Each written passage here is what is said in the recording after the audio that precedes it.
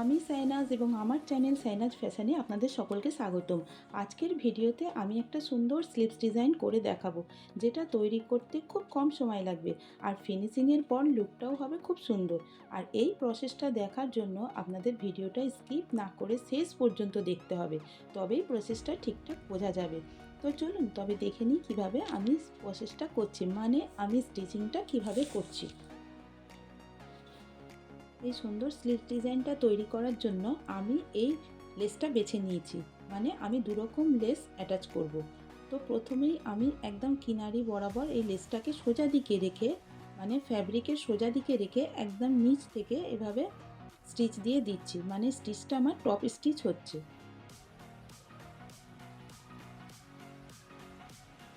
এইবার 1 ইঞ্চ পরিমাণ ওপর থেকে আমি কাপড়টা কেটে নিচ্ছি। নিয়ে ওপর পাটের ওপরে লেসটাকে সোজা করে রেখে আমি সামান্য ফোল্ড করে নিয়ে কাপড়টাকে লেসটা ঠিক এর ওপরে শৌখিনভাবে এভাবে বসিয়ে নেব। এখানে স্টিচটা দেবার সময় একটু আস্তে আস্তে ধরে ধরে দিতে হবে, যাতে করে স্টিচটা না বেরিয়ে যায়।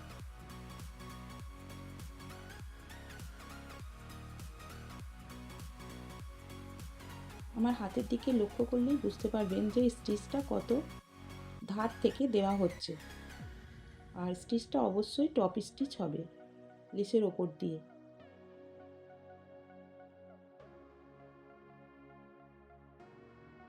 এইবার আমি তলা দিক থেকে এটা ফোল্ড করে নিয়ে সোজা দিকে ঠিক এইভাবে 1/2 ইঞ্চ পরিমাণ মুড়ে নিয়ে লেসের ওপর চাপ সেলাই দেব, মানে ওই টপ স্টিচ দিয়ে নেব।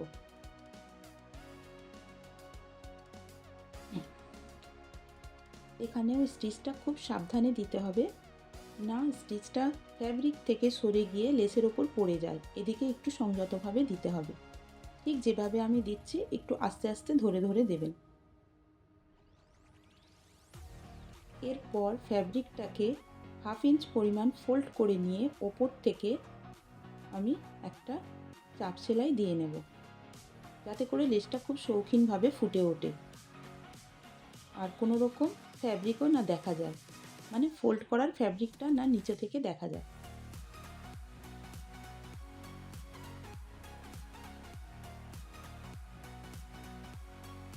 আমার এই ডিজাইনটা খুবই ভালো লেগেছে, তো আপনারা শেষ পর্যন্ত দেখুন কীরকম লাগে। আর আমি এবার কি করব, এই কামিজ পিসের সঙ্গে যে প্যান্টের ফ্যাব্রিকটা ছিল, তো সেই ফ্যাব্রিকের কাপড়টা একটু একটু করে আমি 2 ইঞ্চ পরিমাণ কেটে নিয়েছি। নিয়ে ঠিক এভাবে কোনাকুনি পরিমাণ বসিয়ে নিচ্ছি।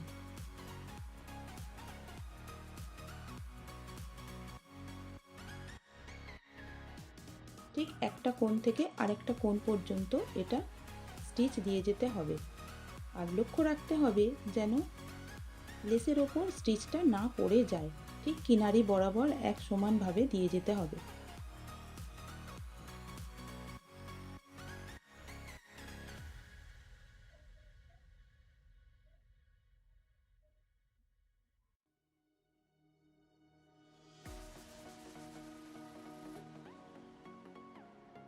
এবার আমি ফোল্ড করে নেব এটা, নিয়ে কিনারি বরাবর আমি লেস অ্যাটাচ করতে থাকব, ওপর দিক থেকে আমি বসাতে থাকব।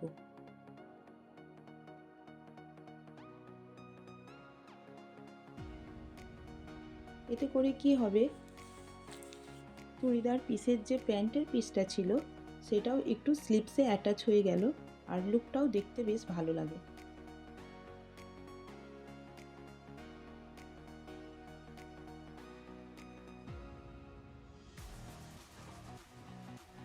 ঠিক আমি যেভাবে বসিয়ে নিচ্ছি,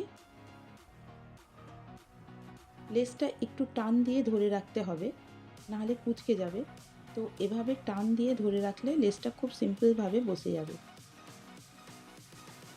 এরকম ছোট ছোট জিনিসগুলো যদি মাথায় রাখা যায়, তো কাজের মধ্যে অনেক ফিনিশিং আসে আর স্টিচের মধ্যে শৌখিনতা বেড়ে যায়। তো এইভাবেই আপনারা কমপ্লিট করে নেবেন স্টিচটা, মানে যেভাবে আমি লেসটা বসাচ্ছি। একটু ধৈর্য সহকারে আস্তে আস্তে করলে সেলাইয়ের মধ্যে ঠিক ফিনিশিং আনা যায়। তো এভাবেই আপনারা বসিয়ে নেবেন।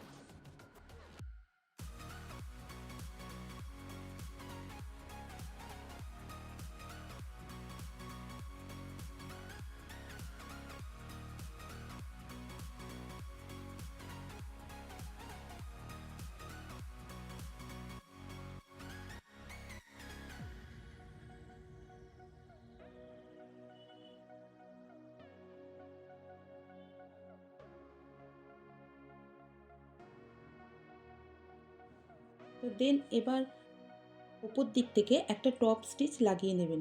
এতে করলে কি হবে, লেসটাও খুব সুন্দর অ্যাটাচ হবে আর লেসটাও চেপে বসবে এবং মজবুত ও টেকসই হবে। ভিডিওটা কেমন লাগলো প্লিজ জানাবেন, আর ভিডিওটা যদি আপনাদের কাছে হেল্পফুল হয়ে থাকে প্লিজ কমেন্ট করবেন, কারণ কমেন্ট করলে নতুন ভিডিও বানানোর আগ্রহটা খুব বেড়ে যায়। আর যারা এই চ্যানেলে নতুন আছেন তারা বেল আইকন প্রেস করে চ্যানেলটাকে সাবস্ক্রাইব করে দেবেন। এটা করলে কি হবে, আমি যখন নতুন ভিডিও দেব তো তার নোটিফিকেশান আপনাদের কাছে পৌঁছে যাবে। তো কথা হবে অন্য কোনো ভিডিওতে। টিল দেন আপনারা সবাই ভালো থাকবেন, সুস্থ থাকবেন আর নিজের পরিবারের দিকে খেয়াল রাখবেন। আল্লাহ হাফেজ।